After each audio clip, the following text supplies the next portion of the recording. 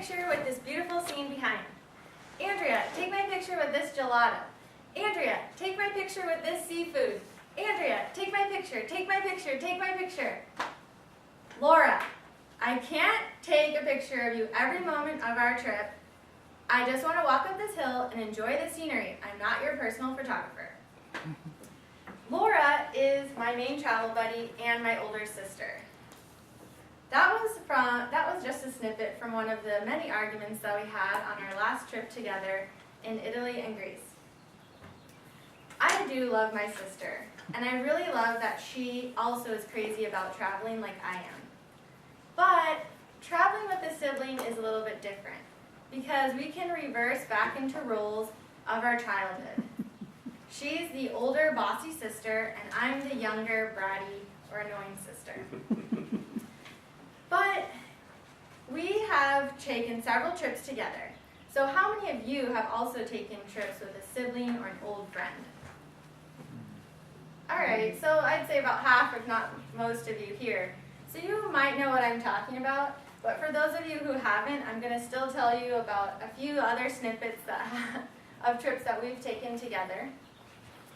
But fellow Toastmasters and guests, I'm going to tell you about 3 lessons that I've learned while traveling with my sister about how you can enjoy and that you can apply in your own lives about how to enjoy a trip or even survive a trip with someone that you're very close with.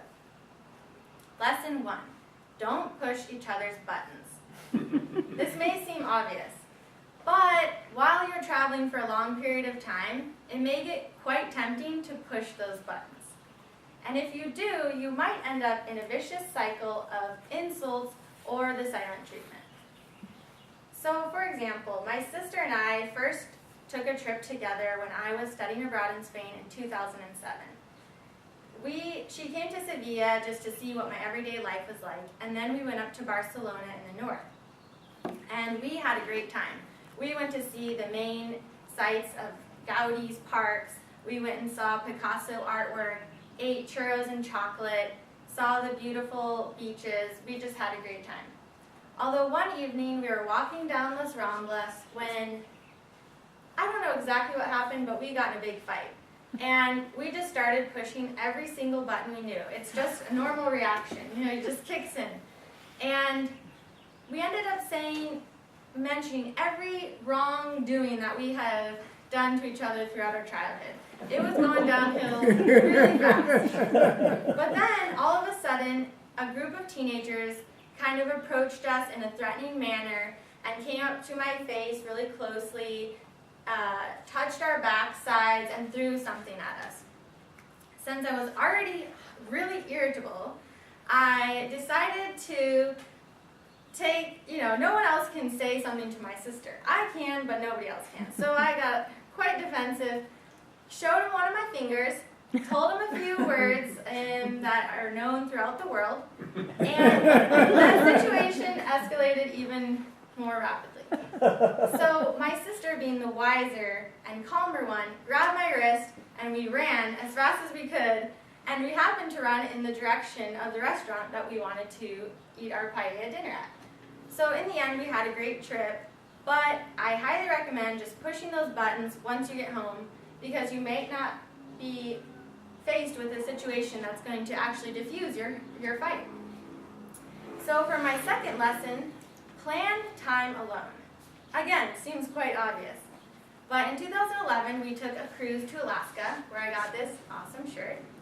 And we had never been on a cruise before. Actually, Dave told us about a trip to Alaska, and we were thrilled to go on our own trip and be surrounded, not on a booze cruise, but by nice, older people who we could be friends with. So right when I got in the ship, I told my sister, we're going to have a lot of buffet food, so let's make sure we take the stairs and not the elevator. Then we opened up our tour book, which they give everyone on the ship, and it has all the activities of the day. And so we did bingo, walked around the deck, went on excursions, had certain times that we were eating. Everything was planned to the T, and my sister is a planner, so she made sure it happened. However, as a few days passed, I decided, well, we're late for dinner, let's just take the elevator. She said, no. When I decide we're doing something, we're doing it. And I said, okay, well, I'm going to take the elevator, you can take the stairs, see you at dinner, and we don't have to do everything together. So then we realized just plan some time for the next 2 days where she would go to the library and read, and I would go walk around the deck or whatever it was. So make sure that when you are planning all these things, you plan in time to have your alone time.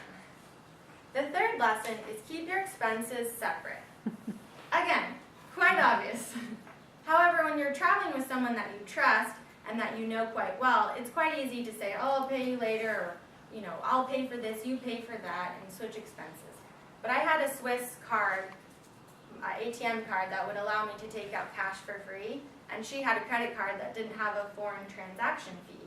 So we just started, I took all the cash, she did all the credit cards, but before that I booked trips on one card, did this and that, got all mixed up, and just to say, it was last Sunday that we finally finalized that bill. So just make sure that you plan ahead, and someone can do only flights or someone can do only hotels, but just try to keep it separate. So in conclusion, the next time you find yourself traveling with a sibling or a good friend, keep these 3 lessons in mind. Don't push each other's buttons, plan alone time, and keep your bills separate. And when your sibling or friend asks you to take that millionth photograph, you're going to say, sure thing.